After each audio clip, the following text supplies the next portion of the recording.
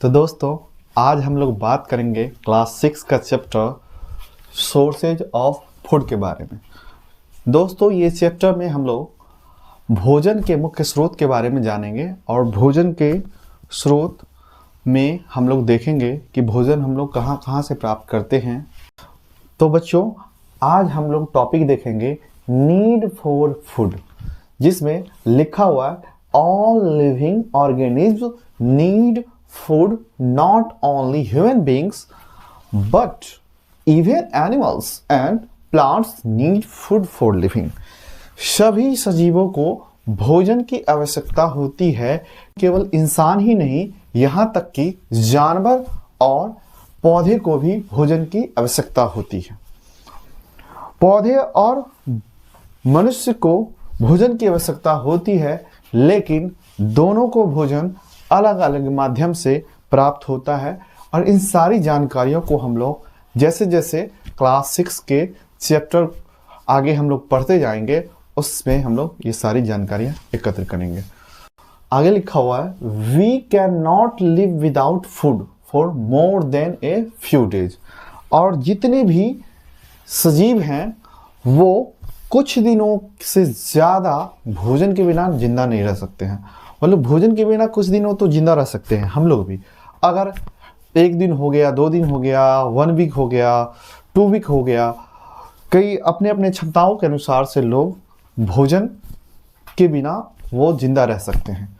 लेकिन हम बहुत ज़्यादा दिन तक भोजन के बिना हम लोग जिंदा नहीं रह। लेकिन अगर हम बात करें बाकी जीवों के बारे में, तो कुछ जीव एक्सेप्शन होते हैं जो कुछ खास सीजन में क्या करते हैं, वो अपने बॉडी की एक्टिविटी को बिल्कुल रोक लेते हैं, और जिससे वो क्या होता है कि उनको भोजन की आवश्यकता बहुत कम पड़ती है। अगला क्या पॉइंट है कि food is essential for nutrition. भोजन की आवश्यकता पोषण के लिए होता है। न्यूट्रिशन मीन्स होता है पोषण। अब पोषण होता क्या है इसके बारे में हम लोग आगे देखेंगे। क्या लिखा हुआ है देखिएगा, nutrition the process by which our body takes in food and uses it for growth and development is called nutrition.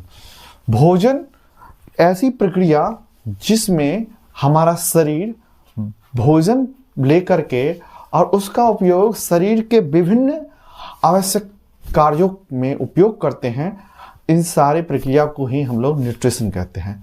कहने का मतलब सिंपल है कि जो हम लोग भोजन करते हैं वो भोजन हम लोगों के शरीर में जा करके फिर जितने भी एसेंशियल मेटाबॉलिज्म प्रोसेस है, जो एसेंशियल कार्य है, उस सारे को परफॉर्म करने में मदद करता है। बच्चों जैसा कि हम लोग न्यूट्रिशन पढ़ चुके हैं और न्यूट्रिशन के बारे में समझ गए कि पोषण होता क्या है और पोषण हमारे लिए क्यों ज़रूरत है और भोजन कैसे पोषण में मदद करता है।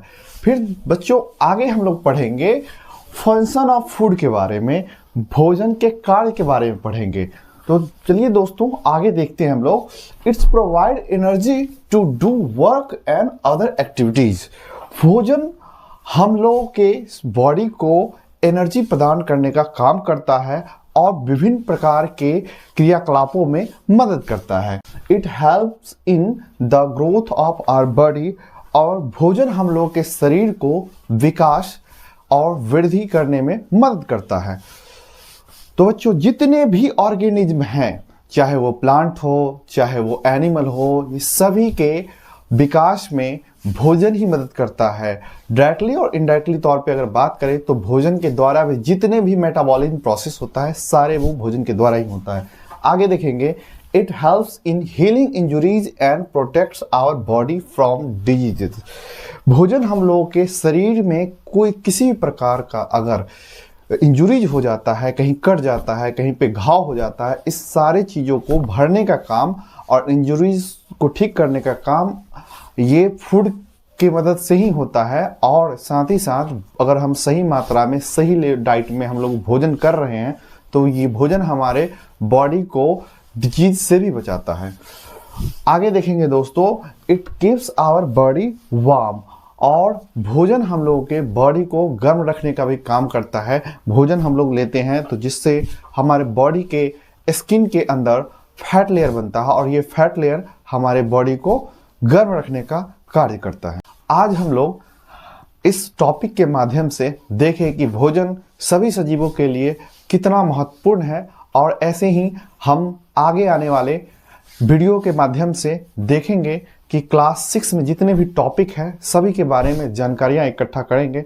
तो आप लोग को अगर इस चैनल के वीडियो पसंद आए हैं तो आप लोग इस चैनल को सब्सक्राइब कीजिए और अपने दोस्तों को शेयर करने का प्रयास कीजिए।